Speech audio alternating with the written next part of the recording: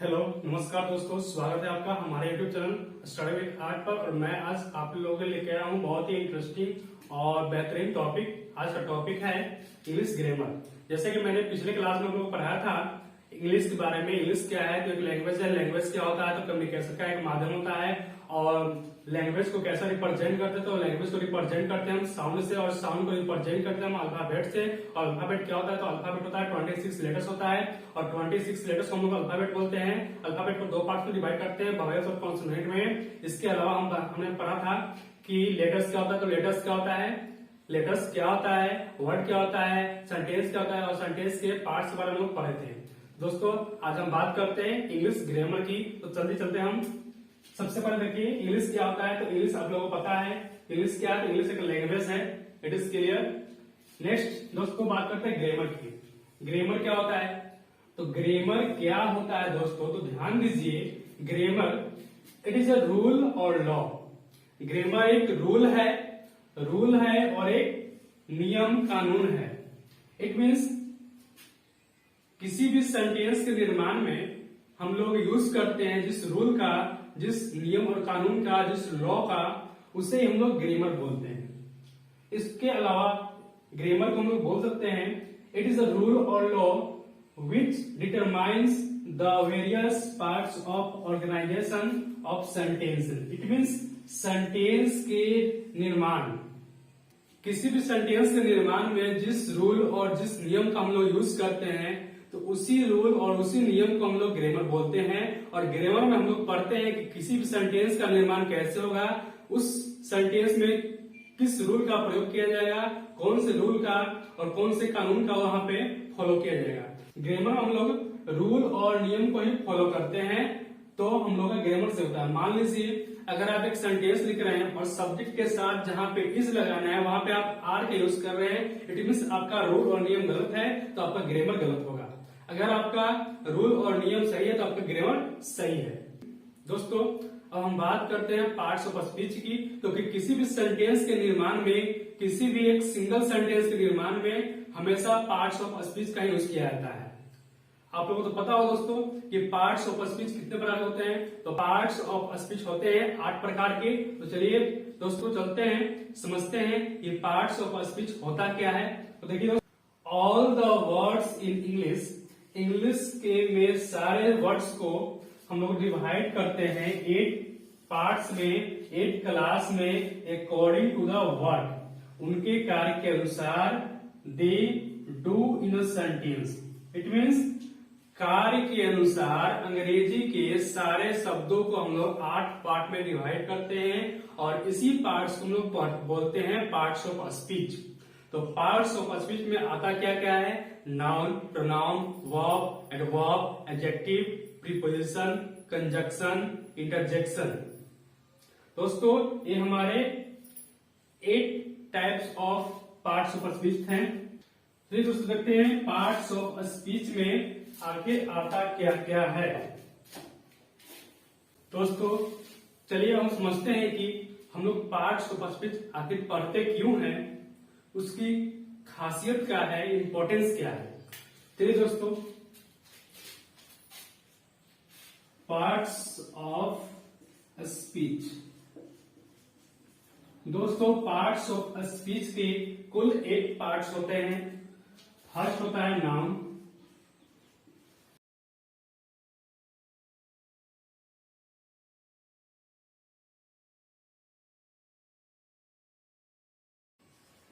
Interjection. अब दोस्तों समझिए पार्ट्स ऑफ स्पीच के 8 पार्ट्स होते हैं, तो इसका इंपॉर्टेंस क्या है। अगर हम लोग पार्ट्स ऑफ स्पीच नहीं पढ़ेंगे तो क्या सेंटेंस का निर्माण कर पाएंगे, पॉसिबल ही नहीं दोस्तों। अगर हम लोग पार्ट्स ऑफ स्पीच नहीं पढ़ेंगे, उनकी उसकी जानकारी नहीं होगी, तो हम लोग एक सेंटेंस भी नहीं बना सकते हैं। क्योंकि बिना पार्ट्स ऑफ स्पीच की आप एक सिंगल सेंटेंस का भी निर्माण नहीं कर सकते हैं। कैसे, तो देखिए दोस्तों, सबसे इंपॉर्टेंट पार्ट्स ऑफ स्पीच में जो वर्ड है वो है आपका वर्ब। क्या दोस्तों, वर्ब है। क्योंकि अगर वर्ब है आपके सेंटेंस में तो आपका सेंटेंस बन सकता है। केवल एक सिंगल वर्ब आपको एक सेंटेंस का निर्माण कर सकता है। अगर हम बोल दें गो, तो गो क्या है दोस्तों, गो एक वर्ब भी है और खुद एक सेंटेंस भी हुआ। कैसे? गो देयर, कम आओ, कम मीन्स आना वर्ब है और कम मीन्स आओ किसी को बुलाए हैं, इट मीन्स एक सेंटेंस का निर्माण कर रहा है। तो वर्ब एक ऐसा हीरो है पार्ट्स ऑफ स्पीच का, इसके बिना आप एक सेंटेंस बना ही नहीं सकते हैं। सारे के सारे इंपॉर्टेंट है, लेकिन सबसे ज्यादा इंपॉर्टेंट कौन है? वर्ब है, क्योंकि मेन एक्शन कौन करेगा? वर्ब ही करेगा। अगर कोई एक्शन करने वाला ही नहीं होगा तो काम करेगा कौन? सब लोग तो बेकार ही रहेंगे।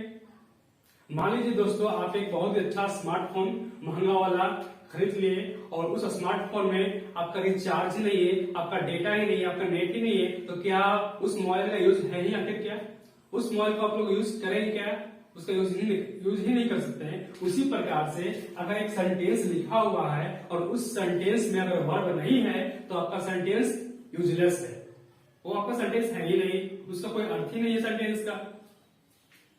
एग्जाम्पल पे देखिए दोस्तों, अगर मान लीजिए बोल देते हैं Ram it's a mango, Ram एक आम खाता है, राम एक आम खाता है। अगर यहाँ पे देखिए दोस्तों, ये क्या है? वर्ब है, यानी कि एक्शन वर्ड है। अगर इसको मैं यहाँ पे रिमूव कर दे तो क्या इस सेंटेंस कोई अर्थ रह जाता है? राम अ मैंगो, राम एक आम, कोई अर्थ है? नहीं अर्थ है।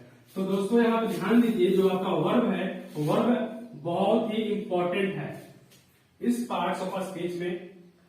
इसके बाद आपको नाउन, प्रोनाउन, ये भी इंपॉर्टेंट है। दोस्तों हम बात करेंगे पार्ट्स ऑफ स्पीच के प्रत्येक वर्ड की, एक पार्ट्स की। तो चलिए दोस्तों हम बात करते हैं सबसे पहले नाउन से। नाउन क्या होता है और नाउन के बारे में हम जानेंगे, नाउन की पूरी कहानी।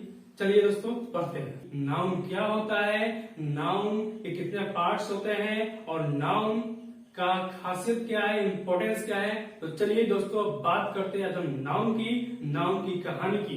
तो चलिए चलते हैं। तो नाउन क्या होता है, पिछले क्लास में मैंने बताया था आप लोगों को कि noun is a naming word, noun is a naming word. तो दोस्तों चलिए, जो नाउन है दोस्तों, नाउन एक नेमिंग वर्ड है। इट मीन्स नाउन है एक लैटिन वर्ड। क्या दोस्तों? नाउन एक लैटिन वर्ड है। नाउन एक लैटिन वर्ड है। क्या दोस्तों? नाउन जो है एक लैटिन वर्ड है और इस लैटिन वर्ड का अर्थ होता है नेम। क्या होता है? नेम होता है। नाउन एक लैटिन वर्ड है और इस लैटिन वर्ड का अर्थ क्या होता है? नेम होता है। इट मीन्स नाम। इसका अर्थ यह हुआ कि दुनिया में जितने सारे नाम हैं वो सब के सब क्या है? नाम ही है। इट मीन्स हम लोग कह सकते हैं कि जो नाउन है, it means name equal to noun, name equal to noun हम लोग बोल सकते हैं। अब बात करते हैं नाउन की पार्ट्स की।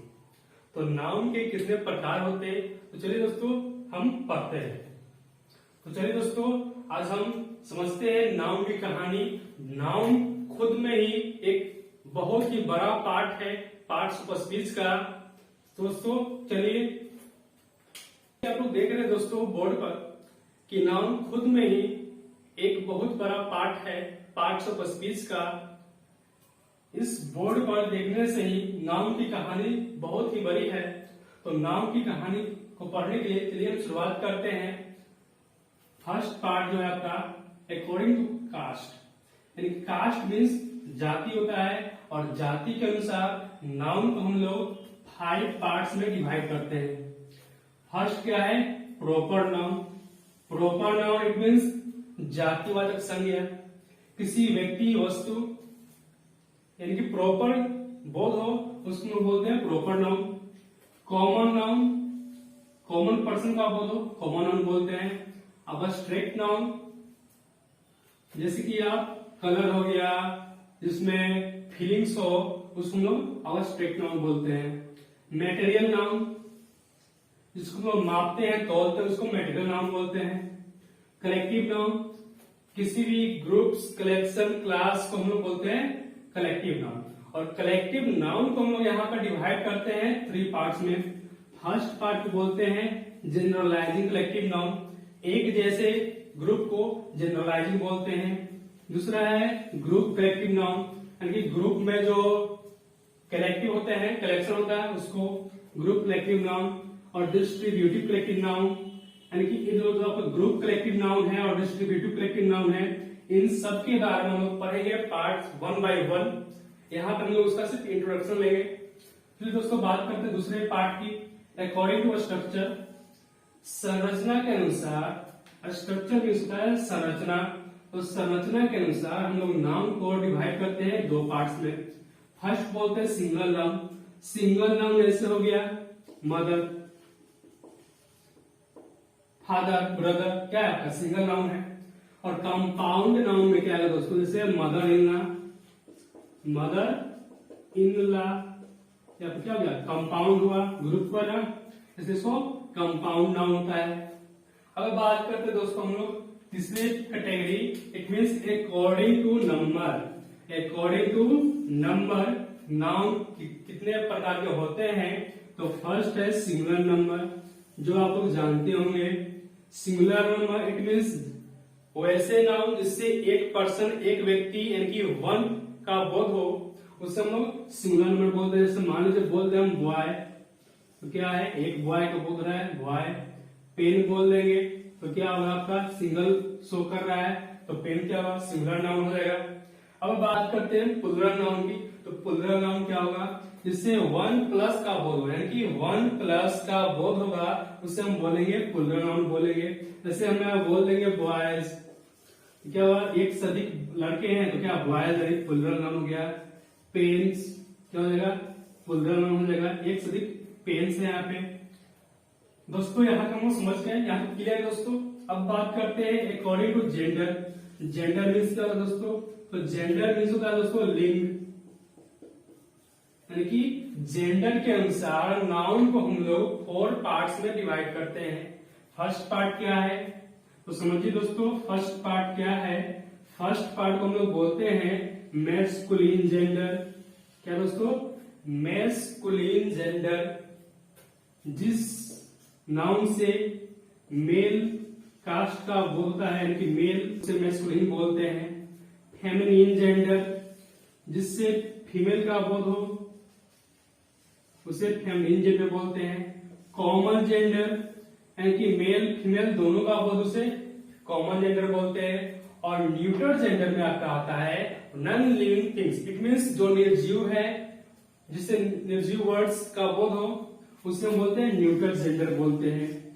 दोस्तों जैसे कि आप देख रहे हैं बोर्ड पर कि नाउन की कहानी बहुत बड़ी है और नाउन के पार्ट्स बहुत बड़े हैं, कास्ट के अकॉर्डिंग, स्ट्रक्चर के अकॉर्डिंग, और नंबर के अकॉर्डिंग, और जेंडर के अकॉर्डिंग। इतने सारे पार्ट्स हैं नाउन के। आप लोग पढ़े होंगे सिर्फ नाउन के 5 प्रकार होते हैं, प्रॉपर, कॉमन, इतना ही पढ़ोगे, इसके आगे आप लोग नहीं पढ़ोगे। लेकिन दोस्तों कहानी इतनी छोटी सी नहीं है नाउन की, नाउन की कहानी बहुत बड़ी है, जैसे कि आप देख रहे हैं। तो दोस्तों हम लोग पढ़ेंगे नाउन की कहानी 1 by 1, लेकिन दोस्तों हम शॉर्ट में और ट्रिकी पढ़ेंगे नाउन की कहानी और नाउन के बारे में जानेंगे। तो दोस्तों मिलते हैं नेक्स्ट वीडियो में। नाउन की कहानी मींस अकॉर्डिंग टू कास्ट। सबसे पहले हम बात करेंगे अकॉर्डिंग टू कास्ट की, जाति के आधार पर, और जब जैसे जैसे जरूरत पड़ेगी इन सबों की कैटेगरी ऑफ नाउन की मैं आपको पढ़ाते जाऊंगा। लेकिन सबसे पहले हम लोग को पढ़ना है अकॉर्डिंग टू कास्ट। क्या पढ़ना है? According to caste. और धीरे धीरे मैं टोटल पार्ट्स को कराऊंगा, लेकिन सबसे पहले अकॉर्डिंग टू कास्ट पढ़ेंगे नाउन में और जानेंगे इसके बारे में हम लोग। दोस्तों बने रहिए मेरे साथ स्टडी विद आर्ट पर। अगर आपको यह वीडियो अच्छा लगा हो तो इस चैनल को लाइक कीजिए, शेयर कीजिए, सब्सक्राइब कीजिए और कमेंट करना ना भूलें। Thanks for watching.